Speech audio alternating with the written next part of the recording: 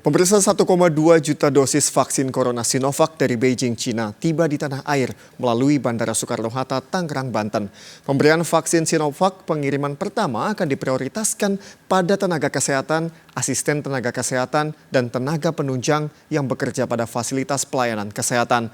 Vaksin Sinovac akan melalui uji klinis dan evaluasi BPOM sebelum didistribusikan pada masyarakat.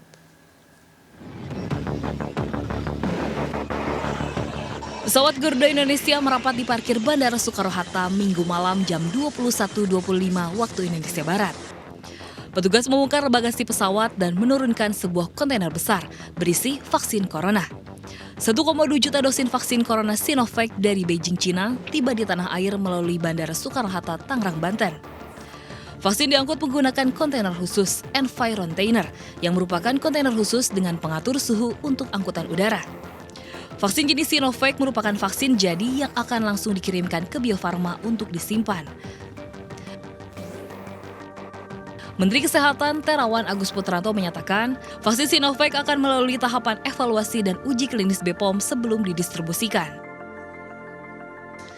Dan selanjutnya vaksin akan segera dilakukan persetujuan untuk penggunaan emergency use authorization-nya oleh Badan Pengawas Obat dan Makanan sesuai dengan saintifik dan ketentuan.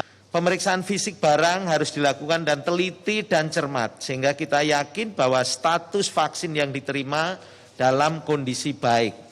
Tidak ada kemasan atau isi yang rusak dan suhu selama perjalanan atau pengiriman sesuai dengan prosedur. Kedatangan 1,2 juta dosis vaksin Sinovac disambut baik Presiden Jokowi. Pemerintah tengah mengupayakan 1,8 juta dosis yang akan tiba awal Januari 2021, serta total 45 juta dosis vaksin dalam bentuk bahan baku. Pemerintah sudah menerima 1,2 juta dosis vaksin COVID-19.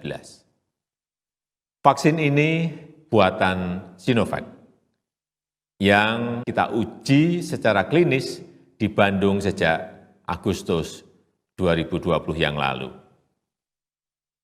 Kita juga masih mengupayakan 1,8 juta dosis vaksin yang akan tiba di awal Januari 2021.